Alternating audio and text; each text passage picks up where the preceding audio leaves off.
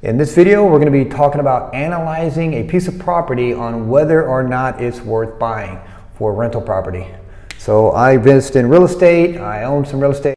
First thing we're going to do is there's 4 areas that I look at before I buy a piece of property, and you should too, because it is detrimental. The first part of any property is figuring out your income.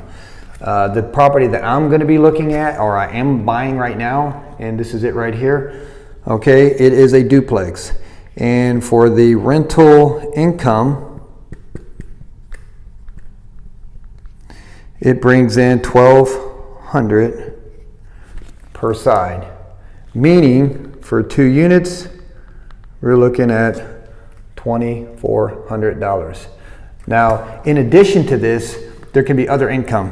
You can have laundry, which I don't have. It's a duplex. A lot of times that would be on a bigger piece of property, maybe a 6-plex or an 8 unit or above. You can have parking. I actually had to pay parking when I lived in Denver. It was like an extra $50 a month. It was a garage that was ventilated. It had heat and AC and everything, so they charged extra for that. I've actually charged in the past on other rental properties a monthly pet fee. Yeah, believe it or not, I've done this. Like $10 a pet, maybe a maximum of 2 pets, depends on their size. So that's totally up to you. But for now, as you can see, we have rental. So I'm looking at about $2,400. I don't have a laundry facility. I do not have parking, anything extra there. And I'm not going to do the pet fee thing right now. If they do have a pet, I'll probably allow at least 1 to 2 pets at the most, but $2,400. So income, this is going to be the first thing we look at, okay? We need to know what are expenses. What are your expenses? Now, for mine, obviously, I know we have tax. On my taxes, I'm getting ready to go over that with you. We have, obviously, we have insurance, you have taxes, insurance, you have utilities, and with utilities you can this can be water, obviously, gas, electric. Okay, for electric, I have electric down because in some places, like let's say you have a 3-plex or a 4-plex or a smaller apartment, there might be some exterior lighting that you have to pay for that come in, you'll be billed. Now, if you do, I know some buddies that own single family homes, like larger ones, like 4, 5, 6 bedrooms, and they rent each bedroom out separately. And then what they'll do in that case is that they'll actually pay the electric bill for the property. It makes it more enticing for the tenants, and they make good money with this because they're renting the rooms out anywhere from, let's say, $800 to $1,200 per room. And some of these homes have 5 and 6 bedrooms. So you can imagine what kind of monthly income they're bringing in. So them paying a $400 electric bill, right, it's not that big of a deal, plus it's tax deductible. So, and then also there are other fees that you might have to pay with your expenses. So we have HOA fees, which honestly try to stay away from. They're not the end of the world, but they kind of creep up and they can kind of have some other issues later down the road. So you kind of want to stay away from HOA fees. Repairs, you might want to have a monthly allotment for your repairs to put in there. And also CapEx. This is your capital expenditures here. And then you have management, if you're going to have somebody manage your property. And over here, I'm going to put mortgage. Unless you paid cash for the property, you will have a mortgage. So I know what my expenses are. For my taxes, I'm looking at $450 a month for my taxes. For my insurance, I know I'm looking at about $150 for my insurance. Utilities, I'm not going to have any utilities. For HOA fees, I'm not going to have any HOA fees either. So I do not have any utilities because I'm not paying these. I don't have any HOA fees. Repairs, this is a brand new house or duplex. For now, I'm just going to leave this blank just for now. Normally I do put something aside, but I'm not this time. If something breaks, obviously I'm going to have to fix it. CapEx, capital expenditures. This will be, okay, repairs are for if something breaks in the house, because tenants, you have wear and tear. You have a family of 4, 5, 6 people flushing the toilet all the time, using the sinks, washing clothes, open up the garage door, back and forth. Things are going to break. You got to repair those. That's on us, the landlord, landladies. And then for CapEx, these are your bigger items. So I'm going to put 100 for this. So CapEx would be like replacing your roof. Because if you're not putting money aside now, let's say 10 years from now, the roof gets destroyed, you're going to come out of your pocket $20,000. Where's that coming from? So you might as well start putting some money aside now. Other things could be CapEx, could be maybe painting the entire house all the way around, the back fence, maybe replacing all the fencing. These are more large, bigger ticket items. And usually they come through in a cycle like every 10 or 20 years. These are your bigger items. Or maybe the driveway. Maybe the driveway, something happens and you got to fix it. So, but for CapEx, I put 100, and then for management, I've already talked to them, and I'm looking at about 200.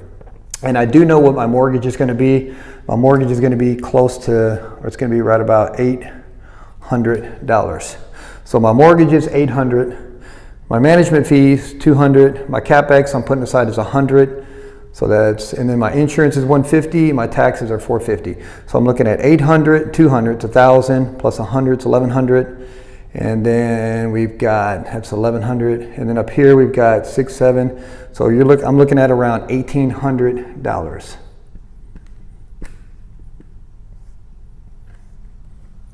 $1,800. This is going to be my expenses, $1,800. So remember this number, 1,800. Next up, we are going to get into what we call cash flow. Okay, so now what is the cash flow? So the income we talked about already, we know just from the rents, because it's a duplex, $1,200 per side, we're looking at $2,400. Now the expenses we just talked about, and that was $1,800. And obviously the cash flow is going to be the difference. So we're looking at 600, roughly 600. $600. So here is my cash flow. This is the goose. The duplex is the goose, and here's the golden egg. So we're looking at 600 a month. Okay, so we've had income. That was one area we talked about. Expenses, and then the third area we talked about was cash flow. Now there's one more area we need to talk about, and that's going to be what they call, if you really want to talk about it, this is your return on your investment. And they call this cash on cash return. Your cash on cash return. So what is it going to take me to buy this property?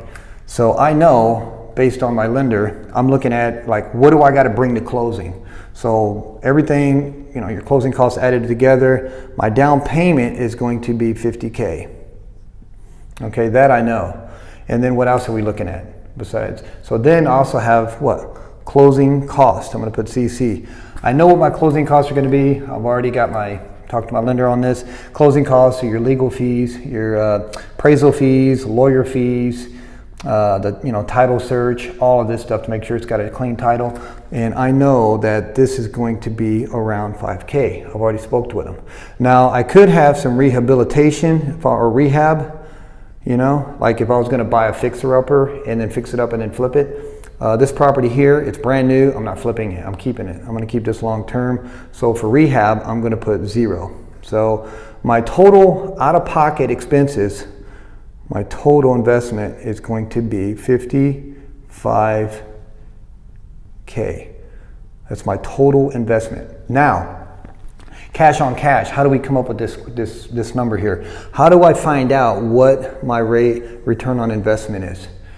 What you'll do, okay, we talked about the rental income being $600. That's what that came out to. So 600 times 12 is 7,200. Okay, so now we know what the yearly cash flow is. Divide that by my total investment. Put that over here, 55,000. Okay, that comes up to 13%. This 13% is my return. This is what my ROI is. So 13%. Now, 13% is pretty good. I consider 13% good. I'm looking, when I look at properties anywhere from around 9, I'm looking at, I want to hit the 10 mark. From 10 anywhere on up is good for return on investment. Because, okay, I invest in the stock market also. It's a part of my portfolio. And I can tell you, if you look at the stock market through its beginnings, I mean, from the beginning to the end, it's usually averaged between, I think, 6 to 8% on average, whether, you know, the ups and downs and everything, 6 to 8%. And 13% is actually really, really good, okay? So now there's other ways that you can evaluate this. This is my cash on cash. They have total rate of return. You have your internal total investment. There's different other things that you can do to figure out your cash on cash, like how good the investment is. But there's not a lot of room on this to figure all that out right now.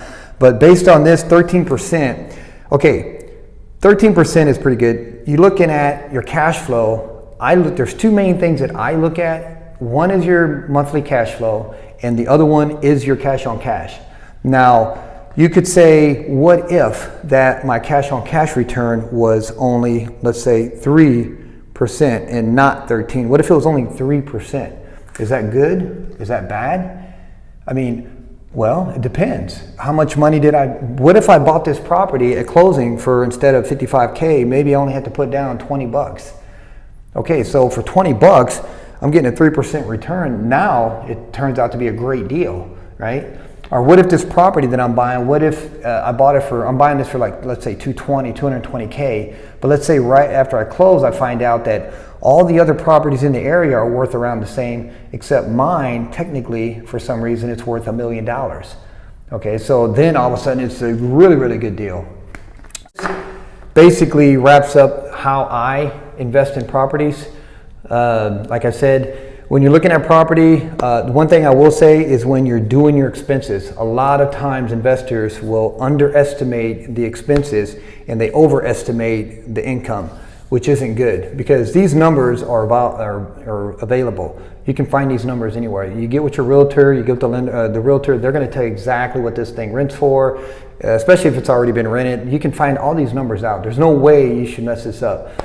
For my rents, I can find out. I subscribe to a website, I think it's called Rent-O-Meter, and I can find out better what rents are in that area, comparables. So I can find out what good rents are for a building of my size with those certain bedrooms, you know, so I'll know what it can rent for the most part.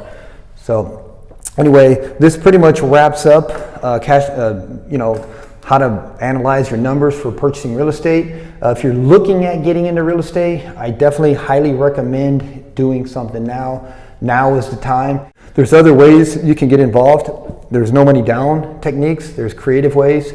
You can do trading. If you already own a piece of property, you can trade up and get something maybe bigger.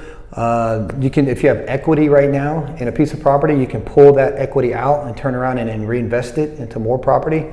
If you would please leave a comment on what you invest in. If you have any investments, how many investments and what you prefer. Do you prefer single family homes or do you like multifamily? And if you do prefer one or the other, why do you prefer it? So, because I've heard pros and cons on both sides. All right, and I just want to thank you guys for watching, and I will see you guys on the next video.